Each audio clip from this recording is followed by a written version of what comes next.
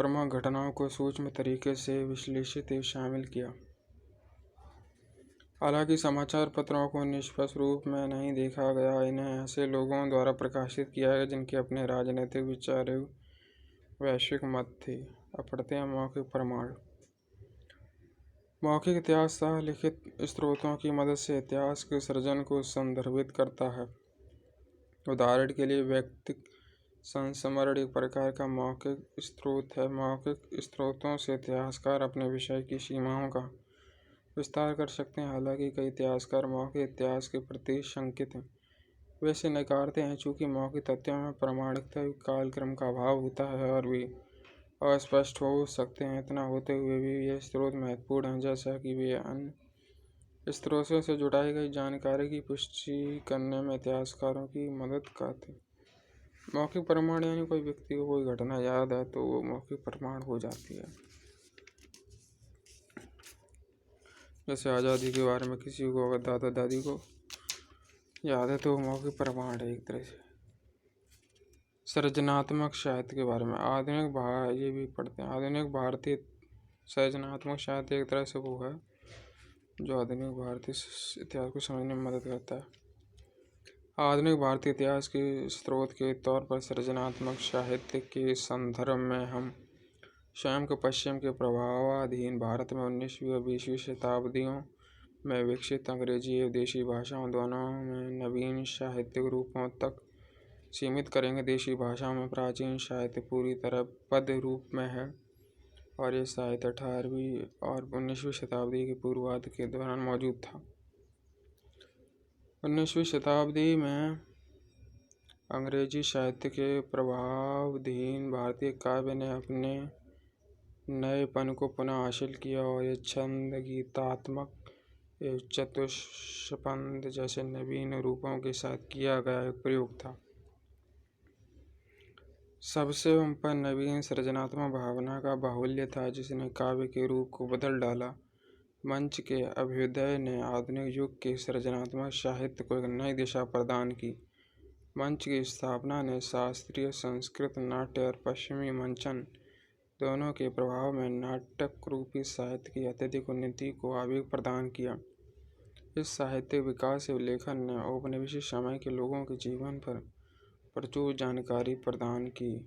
वास्तव में भारतीय रोमांटिक काव्य भारतीय स्वतंत्रता संघर्ष का मुखरित प्रतिनिधि था। इनमें से कुछ प्रमुख थे। उर्दू में मोहम्मद इकबाल 1876 से 1938, हिंदी में निराला 1897 से 1961, बांग्ला में काजी नजरुल इस्लाम 1899 से 1976, मराठी में केशव सूत 1866 से 1905, मलयालम में जी शंकर कुरुप 1901 से 1978, प्रसिद्ध तमिल राष्ट्रवादी कवि सुब्रमण्यम भारती 1882 से 1921 बीसी काल से संबंधित थे। इंडो यूरोपियन संपर्क का महत्वपूर्ण परिणाम उपन्यास था जो 19वीं शताब्दी के उत्तरार्ध में उदित हुआ है। उस समय के प्रथम महत्वपूर्ण लेखक बंकिम चंद्र चटर्जी 1838 से 1994 प्रसिद्ध बंगाली उपन्यासकार थे। उनके उपन्यास अधिकतर ऐतिहासिक और उनमें से आनंद मठ 1882 बेहद लोकप्रिय प्रसिद्ध हुआ। विशेष रूप से इसके प्रभावशाली राष्ट्रीय गीत वंदे मातरम के लिए।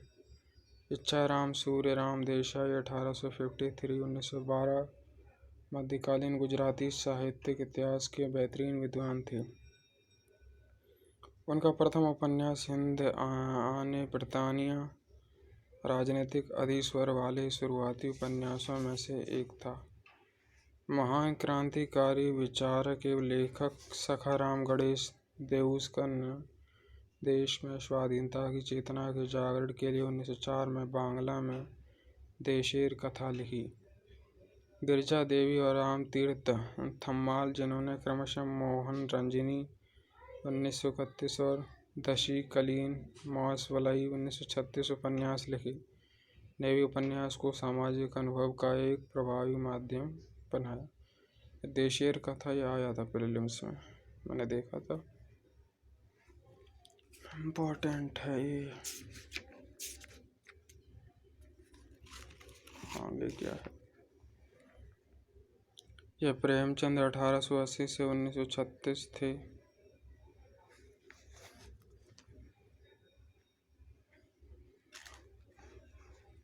एक मिनट।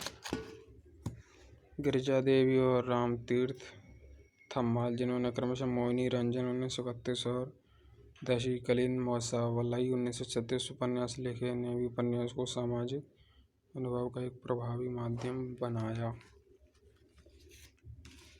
आगे क्या है?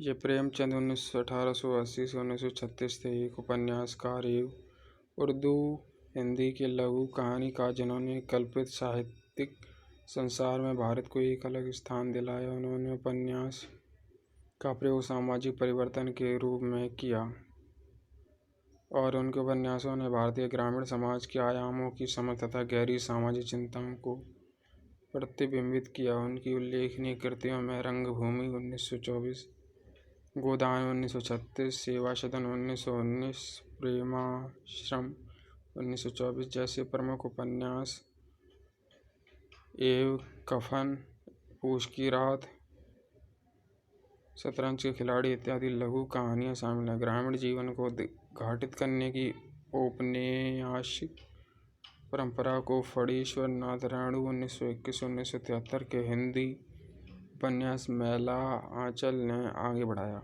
इस दिशा में विभूति भूषण बंदोपाध्याय 1899-1954 द्वारा रचित पांधेर पांचाली 1929, ओडिया में मोहंती का प्रजा, गुजराती में पन्ना लाल पटेल का मेघजीत, मराठी में भालचंद्र नमाड़े का कौसला प्रमुख उपन्यास है।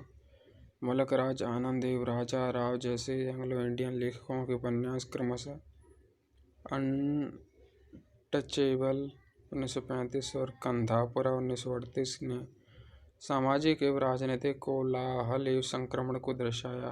आर के नारायण की स्वामी एंड फ्रेंड्स 1935 भारत के अद्भुत लघु रूप को प्रस्तुत करती है।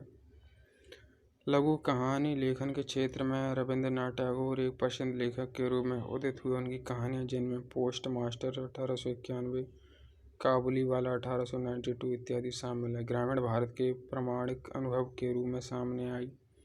प्रेमचंद की वास्तविक कहानियों ने समाज एवं लोगों के व्यवहार का दर्पण प्रस्तुत किया। ऐसे कई अन्य लघु कहानी लेखक होते हुए जिन्होंने औपनिवेशिक भारत की समकालीन सामाजिक वास्तविकता को प्रतिबिंबित किया।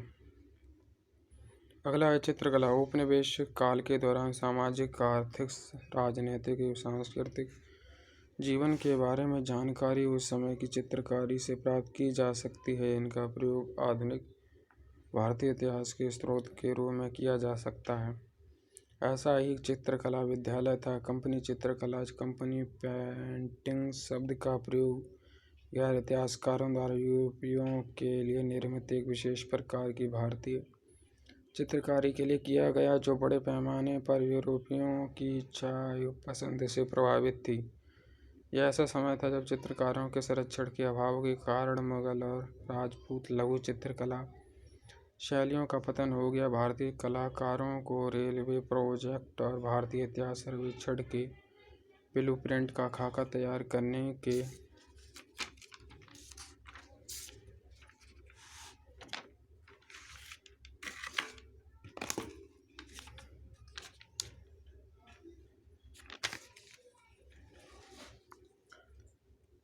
लिए अंग्रेजी ईस्ट इंडिया कंपनी द्वारा भर्ती किया गया। उन्होंने उन ब्रिटिश नागरिकों के लिए स्वतंत्र रूप से काम किया जो वापसी पर इंग्लैंड अपने साथ एक निशानी ले जाना चाहते थे।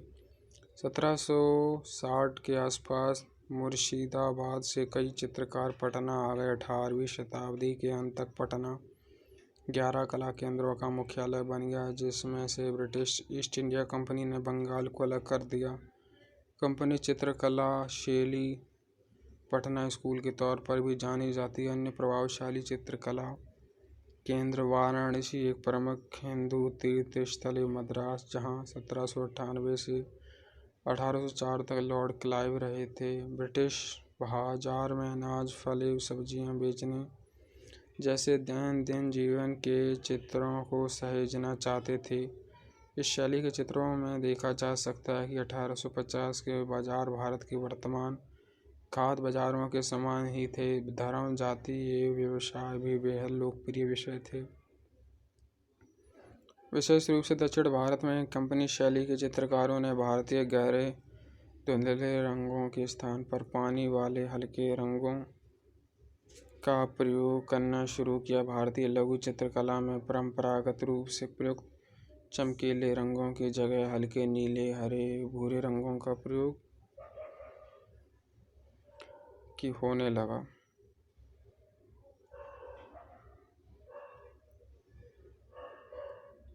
कंपनी शैली के चित्रों का प्रयोग भारत के लोगों के अभ्युदय के ऐतिहासिक दस्तावेजीकरण के रूप में किया जा सकता है। धर्म, जाति, व्यवसाय वे लोकप्रिय विषय थे, विशेष रूप से दक्षिण भारत में थे। कंपनी शैली के चित्रकारों ने भारतीय गहरे धुंधले स्थान पर पानी वाले हल्के रंगों का प्रयोग करना शुरू किया। भारतीय लघु चित्रकला में परंपरागत रूप से प्रयुक्त चमकीले रंगों की जगह हल्के नीले, हरे, भूरे रंगों का प्रयोग होने। पेंटिंग्स दस्तावेजीकरण के रूप में प्रयोग किया जा सकता है। Paintings, pencil drawing, posters, cartoon ये बाजार प्रिंट के रूप में भारतीय, ब्रिटिश या अंग्रेजों द्वारा चित्रित की गई 1857 के विद्रोह की तस्वीरें महत्वपूर्ण अभिलेख हैं। विद्रोह की पेंटिंग्स इस प्रमुख घटना पर अंग्रेजों व भारतीयों के विश्व मत को समझने तथा व्याख्या करने में इतिहासकारों के लिए महत्वपूर्ण है। काली घाट चित्रकला, जो 19वीं शताब्दी में कलकत्ता में विकसित हुई, ने न केवल पौराणिक चरित्रों एवं आकृतियों को उकेरा, अपितु अपने दैनंदिन जीवन में संलग्न आम लोगों को भी दर्शाया। साधारण जन के जीवन की तस्वीरों ने तत्कालीन कलकत्ता में सामाजिक जीवन के परिवर्तनों को चित्रित किया। इन चित्रों ने तत्कालीन सामाजिक बुराइयों पर भी टिप्पणी की। 1857 के कुछ समय पश्चात बॉम्बे, कलकत्ता और मद्रास में कला स्कूल खोले गए। इनकी शिक्षण पद्धति एवं पाठ्यक्रम ब्रिटिश रॉयल अकेडमी पर आधारित थे। भारतीय विद्यार्थियों ने तैलीय रंगों, ऑयल पेंट को कैनवस पर और वाटर कलर को पेपर पर प्रयोग करने जैसी नवीन कला सामग्रियों को समझा। भारत में अंग्रेजी शिक्षित शहरी मध्यम वर्ग की विचारधारा दृष्टिकोण में गहरा बदलाव आया। अंग्रेजी साम्राज्य के नकारात्मक परिणामों के प्रति जागरूकता में वृद्धि हुई। 19वीं शताब्दी के अंतिम दशक में सर्जित नए प्रकार की भारतीय कला की आरंभिक प्रेरणा राष्ट्रवादी व देशभक्ति थी। इस नवीन कला आंदोलन ने अपने शुरुआती अभिप्रेरण उदीयमान राष्ट्रवाद से ग्रहण किया। नंदलाल बोस एवं राजा रवि वर्मा जैसे कलाकार इस कला के नवीन रूप के प्रतिनिधि थे। बनीन्द्रनाथ टैगोर, E.B. हैवेल एवं आनंद कैंटिस कुमारस्वामी के नेतृत्व में बंगाल स्कूल शैली के अभ्युदय ने एक महत्वपूर्ण भूमिका निभाई। यद्यपि नवीन कला रूप की चित्रकारी मुख्यतः पौराणिक कथाएं, भारतीय सांस्कृतिक विरासत की विषय वस्तुओं पर केंद्रित थी, तथापि यह भारत में आधुनिक कला आंदोलन के अध्ययन एवं कला इतिहासकारों के लिए महत्वपूर्ण स्रोत है। अब सारांश पढ़ते हैं। आधुनिक भारतीय इतिहास के स्रोत कौन कौन से? पहला, पुरालेखीय सामग्री। नंबर 1, पुरालेख, श्लोक एवं निजी आधुनिक भारतीय इतिहास के अध्ययन हेतु अत्यधिक मूल्यवान स्रोत सामग्री का निर्माण करते हैं। नंबर 2, भारत सरकार के पुरालेख अधिकतर नेशनल आर्काइव्स ऑफ इंडिया, नई दिल्ली में सुरक्षित हैं, जो 18वीं शताब्दी के मध्य से वर्तमान समय तक के राजकीय अभिलेख प्रदान करते हैं। तीसरा है 3 प्रेसिडेंशियम, बंगाल, मद्रास और बॉम्बे के पुरालेख विशेष रूप से बेहद उपयोगी हैं। चौथा है न्यायिक अभिलेख अत्यधिक मूल्यवान होते हैं, जैसा कि ये न्यायिक न्यायालयों के पुरालेखों का संग्रह करते हैं, जिसने भारत में न्याय प्रशासन के विकास के अध्ययन हेतु प्राथमिक स्रोत के तौर पर सेवा प्रदान की है। पांचवा है निजी पुरालेखों में उन व्यक्तियों एवं परिवारों के पत्र दस्तावेज होते हैं जिन्होंने आधुनिक भारत के विकास में महत्वपूर्ण भूमिका निभाई है। छठवां है विदेशी संग्रहालयों की पुरालेखीय सामग्री ने आधुनिक भारत के इतिहास के सर्जन हेतु उपयोगी, विविध एवं व्यापक अभिलेख मुहैया कराया है। अगला है 1907वां है 1947 के पूर्व से संबंध कुछ महत्वपूर्ण पुरालेख लाहौर के रिकॉर्ड ऑफिस पाकिस्तान में उपलब्ध हैं। जीवनी साहित्य संस्मरण 18वीं और 19वीं शताब्दियों के दौरान यात्रियों, व्यापारियों, मिशनरियों, लोक सेवकों के वृत्तांतों ने समकालीन अवधि पर रोचक अंतर्दृष्टि एवं उपयोगी सूचना प्रदान की है। अब आखिरी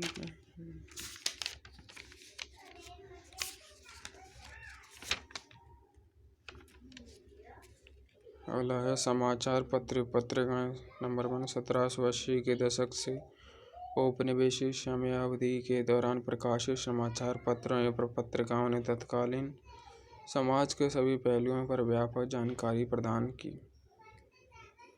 दूसरा, Indian सोशलियोजिस्ट, London, Vande Mataram, Paris, तलवार, बर्लिन एवं गदर, सैन फ्रांसिस्को जैसे कुछ पत्र विदेशों से प्रकाशित हुए।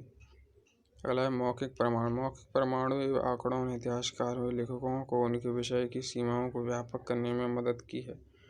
यद्यपि इन मौखिक स्रोतों में प्रामाणिकता का अभाव प्रतीत होता है और इनका कालक्रम अस्पष्ट है। अगला है सृजनात्मक साहित्य। नंबर 1, साहित्य के नए रूप जो पश्चिमी साहित्य के प्रभावाधीन औपनिवेशिक काल के दौरान उदित हुए ने तत्कालीन समय का सामाजिक, आर्थिक, राजनीतिक और सांस्कृतिक परिदृश्य प्रतिबिंबित किया। दूसरा है लघु कहानियों के विभिन्न लेखकों ने औपनिवेशिक काल के विभिन्न पहलुओं को प्रकट किया। अगला है चित्रकला। नंबर 1, औपनिवेशिक काल के दौरान चित्रकला की कंपनी शैली का महत्वपूर्ण स्थान था, जिसने समकालीन समय के दृश्य चित्र प्रदान किए। नंबर 2, 1857 के महान विद्रोह की कुछ यूरोपियन चित्रकारी भी बेहद महत्वपूर्ण है। नंबर 3, 1857 के पश्चात चित्रकला के क्षेत्र में कई नवीन विकास हुए और 19वीं शताब्दी के अंतिम दशक में भारतीय कला में नवीन प्रवृत्ति का विकास हुआ, जिसकी विशेषता राष्ट्रवादी देशभक्ति थी। चौथा है अवनींद्रनाथ टैगोर के नेतृत्व में बंगाल स्कूल ऑफ पेंटिंग्स ने भारतीय पौराणिक कथाएं एवं सांस्कृतिक विरासत जैसे विषयों पर ध्यान दिया। चलो पहला चैप्टर तो हो गया। दूसरा चैप्टर है आधुनिक भारतीय इतिहास लेखन के प्रमुख उपागम। 3-4 ही हैं ये पन्ने बस। जब हम पढ़ते हैं आधुनिक भारतीय इतिहास लेखन के प्रमुख उपागम। इतिहास लेखन, हिस्टोरियोग्राफी। इतिहास का ऐतिहासिक लेखन या ऐतिहासिक व्याख्या है। इतिहास एक ऐसी जानकारी नहीं है जिसे अपरिवर्तित रूप में पीढ़ी दर पीढ़ी सौंपा जाए। ऐतिहासिक परिस्थितियों की व्याख्या की जानी चाहिए, स्पष्टीकरण प्रमाणों के विश्लेषण पर आधारित होने चाहिए और तर्क वितर्क से सामान्यीकरण प्रदान किए जाने चाहिए। नवीन प्रमाणों के साथ या मौजूदा प्रमाणों की नवीन व्याख्या अथवा स्पष्टीकरण सहित अतीत की एक नई समझ प्राप्त की जा सकती है। इसका अनुसरण करने के लिए उन तरीकों और शैलियों के प्रति संवेदनशीलता की आवश्यकता है जिनमें उन समय के लोग जीवन यापन करते थे और अपने अतीत के बारे में सोचते थे। इतिहास लेखन के उपागम ज्ञान के रूप में इतिहास को समझने की भूमिका बन जाते हैं। व्यापक रूप से आधुनिक भारत के इतिहास के 4 उपागम हैं। पहला है औपनिवेशिक, दूसरा है राष्ट्रवादी, तीसरा है मार्क्सवादी, चौथा है अधीनस्थ उपाश्रित। हालांकि इतिहास लेखन के 2 अन्य उपागम संप्रदायवादी एवं कैम्ब्रिज भी हैं। सबसे पहले पढ़ते हैं औपनिवेशिक उपागम क्या कहता है। औपनिवेशिक उपागम या इतिहास लेखन का प्रयोग 2 अर्थों में किया जाता है। एक औपनिवेशिक देशों के इतिहास से संबंधित, जबकि दूसरा ऐसे कार्यों को संदर्भित करता है जो प्रभुत्व की औपनिवेशिक विचारधारा से प्रभावित थे। आज के अधिकतर इतिहासकारों ने औपनिवेशिक उपागम के दूसरे अर्थ के दृष्टिगत इतिहास लेखन किया है। वास्तव में औपनिवेशिक अधिकारियों द्वारा औपनिवेशिक देशों के बारे में भी किया गया लेखन कार्य प्रभुत्व की इच्छाएं औपनिवेशिक शासन के औचित्य से संबंधित था। अतः ऐसे अधिकांश ऐतिहासिक लेखनों में पश्चिमी संस्कृति एवं मूल्यों की प्रशंसा तथा व्यक्तियों का महिमा मंडन किया गया जिन्होंने औपनिवेशिक साम्राज्य को स्थापित किया था।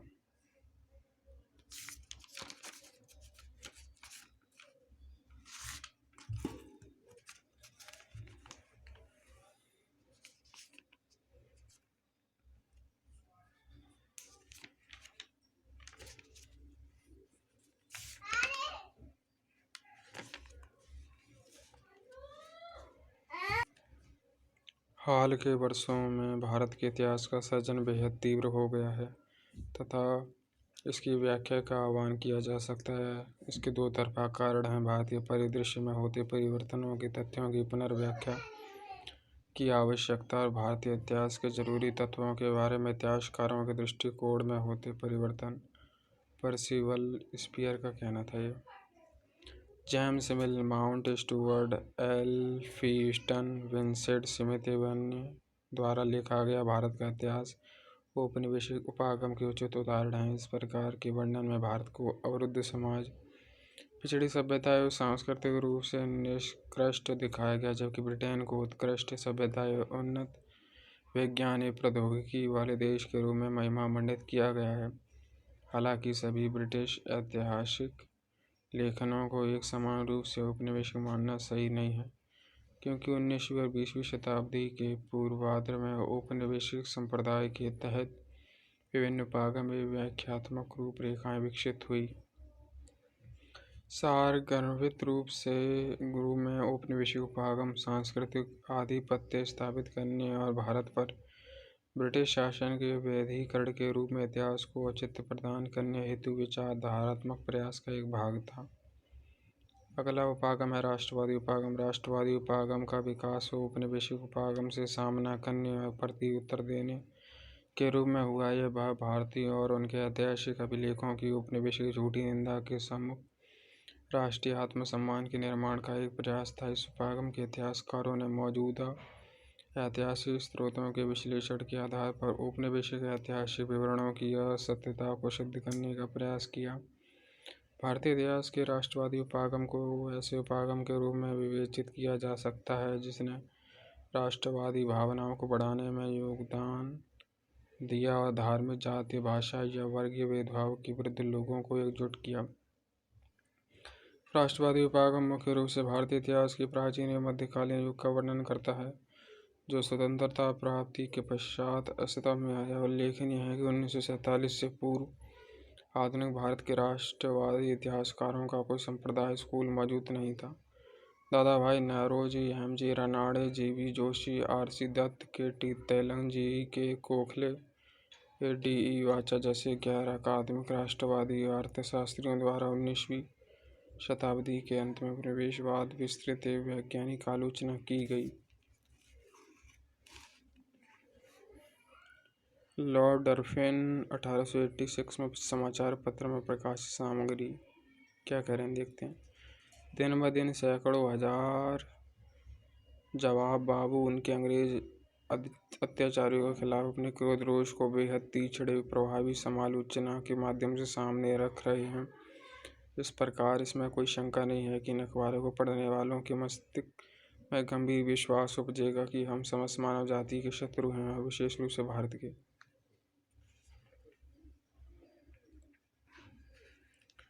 पढ़ते हैं। श्री अरबिंदो के करीबी सहयोगी सखाराम गणेश देहस्कर ने 1904 में बांग्ला में प्रकाशित अपनी पुस्तक देशीर कथा के माध्यम से नौरोजी और एव रानाडे के विचारों को प्रचलित किया। 20वीं शताब्दी के पूर्वार्ध में के.टी. शाह, वी.सी. काले, सी.एम. वकील, डी.आर. गाडगिल, ज्ञानचंद्र, वी.के.आर.वी. राववाड़िया एवं मर्चेंट जैसे कई अकादमिक अर्थशास्त्रियों ने उनके पदचिह्नों का अनुसरण किया। राष्ट्रवादी उपागम ने सामाजिक सुधार आंदोलनों को उचित स्थान दिया, लेकिन इस ओर उनका दृष्टिकोण आलोचनात्मक नहीं रहा। उन्होंने अक्सर निम्न जातियों और जनजातियों द्वारा चलाए गए मुक्ति आंदोलनों की उपेक्षा की। उन्होंने ऐतिहासिक विकास में भारत की उत्कृष्टता को सिद्ध करने के प्रयास में भारतीय सामाजिक संस्थाओं के ऐतिहासिक मूल्यांकन की भी उपेक्षा कर दी। कुल मिलाकर इस उपागम ने आर्थिक, सामाजिक और सांस्कृतिक इतिहास की उपेक्षा की। अगला है मार्क्सवादी उपागम। मार्क्सवाद ने उल्लेखनीय रूप से भारतीय इतिहास लेखन की अधिकांश प्रवृत्ति को किसी न किसी तरीके से प्रभावित किया। भारतीय इतिहास के सभी क्षेत्रों में, चाहे इसे काल या विषय द्वारा विभाजित करे, मार्क्सवादी इतिहासकारों ने महत्वपूर्ण योगदान दिया। विभिन्न क्षेत्रों में उनके कार्यों ने इतिहास लेखन के मार्ग या दिशा को परिवर्तित किया। औपनिवेशिक साम्राज्यवादी उपागम की तरह मार्क्सवादी इतिहासकारों ने औपनिवेशिक स्वामियों एवं अधीन लोगों के हितों के बीच आरंभिक संघर्ष के विरोध को स्पष्ट रूप से देखा। राष्ट्रवादियों के समान वे भारतीय समाज के विभिन्न वर्गों के लोगों के बीच अंतर विरोधों के प्रति भी पूरी तरह से सजग थे। हालांकि उनमें से कुछ, विशेष रूप से रजनी पामदत्त, आरंभिक साम्राज्यवादी विरोधी संघर्षों तथा द्वितीय अंतर्विरोधों के उपचार को समन्वित करने में पूरी तरह असफल रहे। उन्होंने औपनिवेशिक विरोधी संघर्ष को वर्ग या सामाजिक संघर्ष से संतुलित करने का प्रयास किया। मार्क्सवादी इतिहासकारों ने राष्ट्रीय आंदोलनों को भी संरचित बुर्जुआ आंदोलन के रूप में देखने का प्रयास किया और इसके मुक्त सर्ववर्गीय रूप की उपेक्षा की।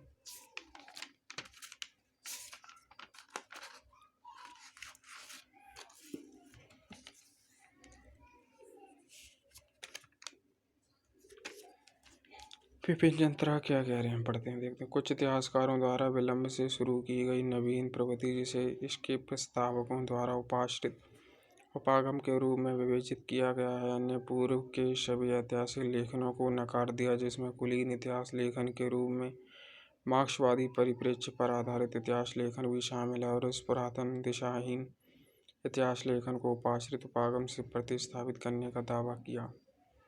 ये विपिन चंद्रा का कहना था। अगला है अधीनस्थ उपाश्रित उपागम, पढ़ते हैं। अधीनस्थ या उपाश्रित उपागम शीर्षक ऐसे विवरणों की श्रृंखला है जिसे शुरू में रंजीत गुहा के संपादकत्व में प्रकाशित किया गया। अधीनस्थ उपागम की शुरुआत मौजूदा इतिहास लेखन की आलोचक के रूप में 1980 के दशक में हुई। इसने अपने प्रवर्तकों के माध्यम से अन्य ऐतिहासिक उपागमों पर लोगों की आवाज़ की उपेक्षा करने का आरोप लगाया। शुरू से ही अधीनस्थ उपागम ने स्पष्ट किया कि भारतीय इतिहास लेखन की सभी